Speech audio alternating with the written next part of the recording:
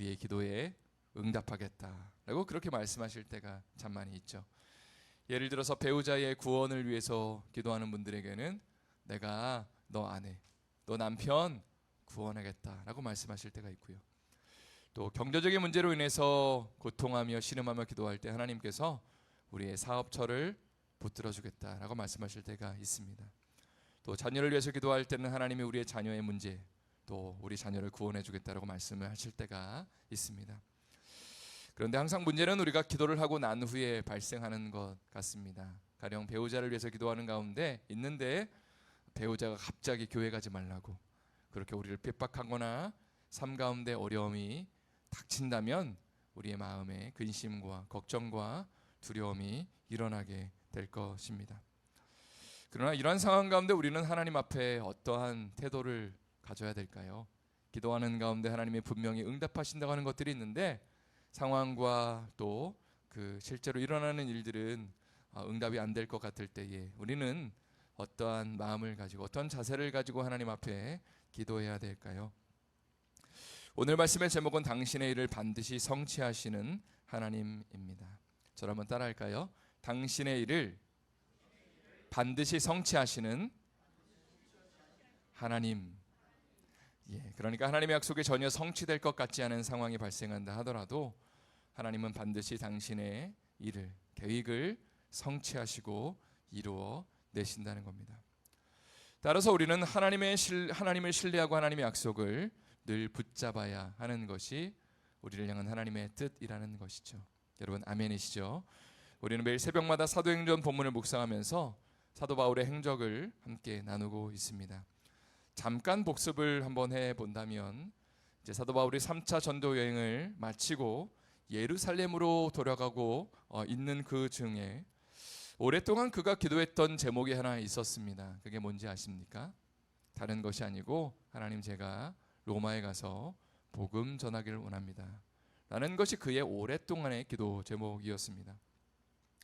실제로 3차 전도 여행 중에 바울이 쓴 로마서에 보면 이런 표현이 등장하는데 로마서 15장 25절 26절의 말씀을 한번 제가 읽어드리도록 하겠습니다. 그러나 이제는 내가 성도를 섬기는 일로 예루살렘에 가노니 이는 마게도냐와 아가야 사람들이 예루살렘 성도 중 가난한 자들을 위하여 기쁘게 얼마를 연보하였음이라. 지금 3차 전도여행을 마치고 예루살렘으로 나는 가는 중이다 라고 로마에 있는 성도들에게 그렇게 나누고 있습니다. 왜냐하면 마게도냐와 아가야의 교회들, 그러니까 빌립보나 데살로니가나 고린도 교회가 예루살렘 교회가 어렵다는 이야기를 듣고 연보를 했는데 이 연보를 내가 지금 예루살렘 교회에 가지고 가는 중이다. 그래서 바울의 마음 가운데 어떤 마음이 있었냐면 이방 교회와 예루살렘 교회가 주 안에서 하나 되는 것, 연합하는 것을 그는 보기를 원했습니다. 그리고 나서 28절 말씀이 이렇게 이어지는데 28절 말씀 한번 다 같이 저희가 읽겠습니다. 시작. 그러므로 내가 이 일을 마치고 이 열매를 그들에게 확증한 후에 너희에게로 들렸다가 서바나로 가리라. 여기 보니까 이제 이 일을 마치고 난 다음에 어디를 가요? 너희에게로 들렸다. 여기가 어디냐면 바로 로마 교회를 내가 방문하기를 원한다라는 표현입니다. 그리고 나서 내가 서바나 스페인으로 가기를 원한다. 거기 가서도 복음 증거하기를 원한다고 지금 로마서 15장에서 그렇게 고백하고 있습니다. 그리고 본문의 정황으로 밀어보건대 하나님도 바울을 향해서 바울이 계속 로마 가서 복음 증거하기를 원한다고 하니까 하나님도 그런 감동을 주셨던 것 같아요. 오케이, 내가 기도에 응답하겠다. 로마 내가 보내줄게 라는 말씀을 분명히 하셨던 것 같아요. 이 여러 성경의 그 구절들의 정황을 보니까 하나님도 말씀하시니까 지금 바울도 계속해서 내가 로마 갈 거야, 로마 갈 거야 라고 지금 이제 로마에 있는 성도들에게도 이야기를 하고 있는 것입니다. 그런데 참으로 아이러니한 것은 사도 바울이 예루살렘으로 향해 나아갈 때에 하나님은 이런 말씀도 하셨다는 겁니다. 흉악과 결박이 너를 기다리고 있다. 예루살렘 거쳐서 로마로 가야 되는데 흉악과 결박이 기다리고 있다 그러면 바울의 마음 가운데 아니 그럼 로마 갈 수 있는 거야? 라고 분명히 질문을 던졌을 겁니다. 그러나 바울은 하나님을 신뢰했고요. 예수님을 증거할 수 있다면 내 생명도 바칠 각오가 되어 있다. 하면서 한 걸음 한 걸음 주님의 그 손길 앞에 그저 앞에 무엇이 펼쳐져 있는지는 모르겠지만 하나님의 그 약속을 그냥 신뢰하면서 자신의 삶을 내어드리면서 예루살렘으로 나아가고 있는 것입니다. 이제 바울은 예루살렘에 실제로 도착하게 되었는데 아시아에서 온 유대인들이 그를 붙잡아 죽이려고 하죠. 그리고 이 순간에 천부장이 이것을 포착하고 이제 바울을 일단은 보호하게 됩니다. 그리고 군중들을 저지하게 되죠. 무슨 일이냐 하면서 바울을 신문하는 과정 가운데 바울이 로마 시민이라는 것을 발견하게 됩니다. 그리고 바울은 유대인들 앞에서 예수 그리스도의 복음을 증거하는 기회를 갖게 되죠. 그리고 어제 큐티 본문에서 바울이 이제 사내들인 공의회 앞에서 예수 그리스도의 복음을 또 증거하는 과정 속에서 이런 말을 합니다. 나는 죽은 자의 부활을 믿노라. 이런 말을 하니까 부활을 믿고 있었던 바리새인과 부활을 믿지 않았던 사두개인들 사이에 심한 다툼이 일어나게 됩니다. 그리고 그날 밤에 주님이 바울에게 또 이런 말씀을 하시는데 사도행전 23장 11절의 말씀입니다. 한번 다 같이 읽어보도록 하겠습니다. 그날 밤에 주께서 바울 곁에 서서 이르시되 담대하라. 내가 예루살렘에서 나의 일을 증언한 것 같이 로마에서도 증언하여야 하리라 하시니라. 예수님은 바울의 곁에 서서 말씀하셨다라고 되어 있습니다. 그러니까 사도 바울이 지금 사람들이 자신을 죽이려고 하는 그 절체절명의 상황 가운데 아마 두려워하고 근심 가운데 염려 가운데 야 내가 이러다 죽겠구나, 로마에 못 가겠구나 라는 그런 마음이 들었다는 것이죠. 그런데 주님이 그의 옆에 서서 그를 격려하시며 그의 옆에 서서 말씀하셨다는 겁니다. 이런 모습을 본다면 우리 주님이 참으로 섬세하신 분이다, 참 따뜻한 분이시다, 우리를 배려하시는 분이다. 두려워하고 있으니까 바로 그 옆에 오셔서 바울을 만지시면서 위로하시면서 격려하시면서 말씀하셨다는 거죠. 뭐라고 말씀하셨냐면 바울아, 네가 오늘 지금 예루살렘에서 복음을 증거한 것처럼 로마에 가서도 전하게 될 거야. 내가 그렇게 만들어줄게 라고 말씀하셨다는 거죠. 그리고 아마도 이런 말씀도 하셨을 거예요. 로마 황제에게도 복음이 증거될 거야.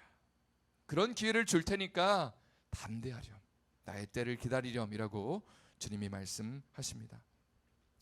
그러고 나서 오늘 본문이 펼쳐지는데 아주 상황이 급박하게 돌아갑니다. 12절과 13절 말씀은 제가 한번 읽어드리도록 하겠습니다. 12, 13절 말씀 읽겠습니다.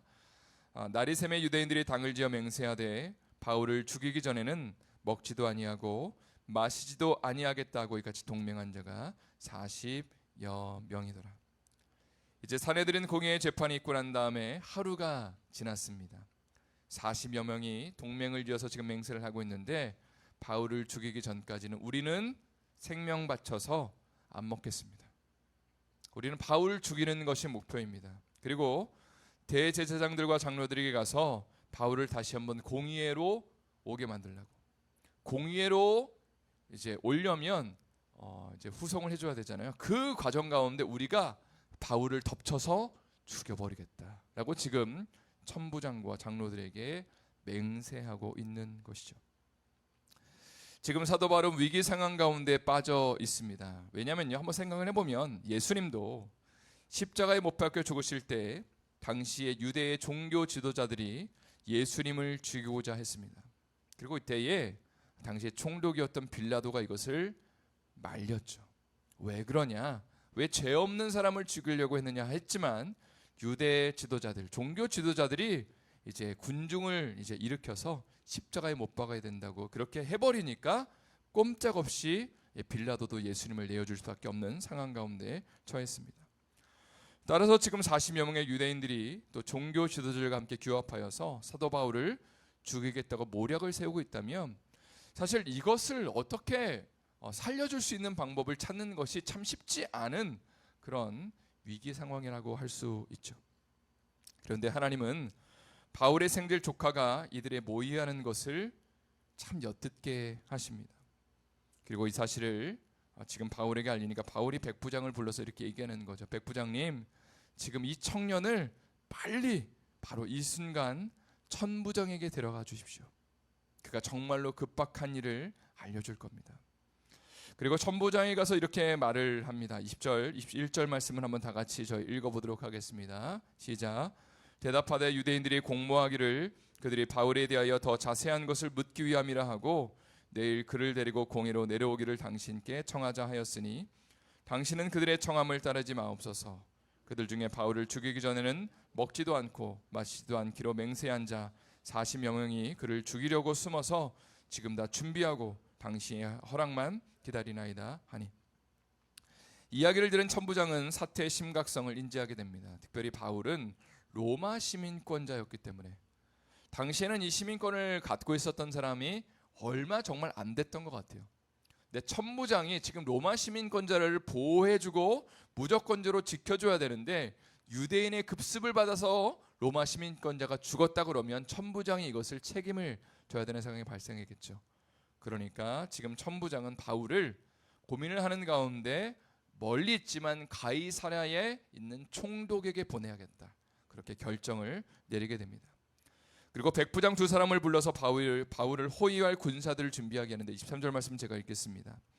백부장들을 불러 이르되 밤 제3시에 가이사랴까지 갈 보병 200명과 기병 70명과 창병 200명을 준비하라. 지금 바울 한 사람을 보호하기 위해서 어마어마한 병력을 준비하라고 하는데 무려 470명의 병력을 준비하라 해서 이제 바울을 갑작스럽게 가이사랴로 이제 보내는 그런 결정을 내리게 됩니다. 성도 여러분, 오늘 말씀의 제목은 당신의 일을 반드시 성취하시는 하나님에 대한 것입니다. 설교서도에서 나누는 것처럼 바울은 계속해서 로마에 가서 복음을 증거하게 해달라고 기도하고 있죠. 그리고 주님도 말씀하셨다는 거죠. 그래, 로마 가서 복음 전하게 해줄게. 주님은 바울이 그런데 예루살렘으로 가면 환난과 결박에 기다린다고 말씀하셨습니다. 그리고 실제로 도착해 보니까 아시아에서 온 사람들이 소요 사태를 일으켜서 바울을 죽이고자 하고요, 40여 명이 모의하는 가운데 바울을 지금 급습해서 죽이려고 하는 모략을 꾸미고 있습니다. 사실 이러한 상황을 보면 바울은 죽었다 깨어나도 로마에 가서 복음을 증거할 수 없는 상황입니다. 그러나 바울은 하나님을 신뢰함으로 순종함으로 하나님 앞에 하루하루의 삶을 주님 앞에 자신을 맡기고 있습니다. 주님이 말씀하시니까, 주님이 나만 믿으라고 하시니까 비록 흉악과 결박이 기다리고 있다고 하지만 그럼에도 불구하고 예루살렘을 향해 나가게 되고요, 그리고 최선을 다해서 예수님을 유대인들 앞에 증거하게 되고, 그리고 자신을 죽이려고 하는 그런 움직임들이 있었지만 그럼에도 불구하고 한밤중에 기도하는 가운데 내가 너를 로마까지 보내줄게 라는 주님의 음성을 또 듣게 되는 것입니다. 한마디로 그는 당신의 일을 반드시 성취하시는 하나님을 실제로 믿음으로 기도하는 가운데, 믿음을 고백하는 가운데 경험하고 있는 것이죠. 성도 여러분, 하나님께서 한번 당신의 뜻을 말씀하시면 모든 상황과 환경을 뛰어넘어서 당신의 일을 실제로 성취하십니다. 아멘이시죠? 예, 사실 사도 바울은 유대인들의 소요 사태에 건져줬던 그 천부장, 한번 생각을 해본다면요, 바울이 로마 시민권자라는 사실을 전혀 모르는 사람이었죠. 처음에는 하나님을 경외하는 사람도 아니었습니다. 그러나 하나님이 그를 사용하셔서 그를 건지시고 가이사랴까지 호송하게 하십니다. 40여 명의 사람들이 바울을 죽이려고 모여하는 순간에 참 우연이었겠지만 바울의 생질이 그것을 어떻게 알게 됩니다. 우연처럼 생기는 보이는 사건을 통해서도 하나님은 지금 바울을 구원해내시고 건져내시는 것을 보게 됩니다. 하나님의 일하심은 예수님께서 십자가에 못 박히는 과정에서도 드러났다는 것을 우리는 잘 알고 있습니다. 예루살렘에 예수님의 입성하시는 그 순간에 호산나 호산나 다윗의 자손이여 외쳤던 수많은 군중들이 있습니다. 예수님을 당장이라도 메시아로 고백하면서 왕으로 세울 것 같은 사람들이었죠. 그런데 대제사장들과 종교 지도자들의 예수님을 모의하기로, 죽이기로 모의하고 난 다음에 바로 붙잡아서 재판을 걸어서 다음 날 십자가에 처형하게 하셨습니다. 제자들의 입장에서는 너무나 황당한 사건이죠. 하나님을 향해서 이렇게 따지고 싶었을 겁니다. 하나님 도대체 뭐 하시는 겁니까? 아니 지금 왕이 되셔야 될 분인데 왜 십자가에 못 박습니까? 라고 하나님 앞에 그렇게 따질 수밖에 없는 상황이었죠. 그런데 이때 하나님이 침묵하시고 아무것도 안 하고 계셨나요? 그렇지 않습니다. 하나님은 온 인류를 구원하기 위한 당신의 뜻을 너무나 선명하게 지금 일으키고 계셨다는 사실입니다. 그리고 오늘 본문에서 종교 지도자들조차도 그리고 로마의 군병들조차도 그리고 천부장조차도 무엇을 하고 있는지 본인들은 모르고 있지만 지금 사도 바울이 로마에까지 가려는 하나님의 계획을 지금 모두가 다 협력하는 가운데 지금 하나님의 일을 성취하고 있다는 사실입니다. 로마서 11장 33절부터 36절에서 사도 바울은 다음과 같은 선언을 하고 있습니다. 제가 여러분들에게 읽어드리겠습니다. 깊도다 하나님의 지혜와 지식의 풍성함이요 그의 판단은 헤아리지 못할 것이며 그의 길은 찾지 못할 것이로다. 누가 주의 마음을 알았느냐? 누가 그의 모세가 되었느냐? 누가 주께 먼저 보들여서 갚으심을 받겠느냐? 이는 만물이 주에게서 나오고 주로 말미암고 주에게로 돌아감이라. 그에게 영광이 세세에 있을지어다.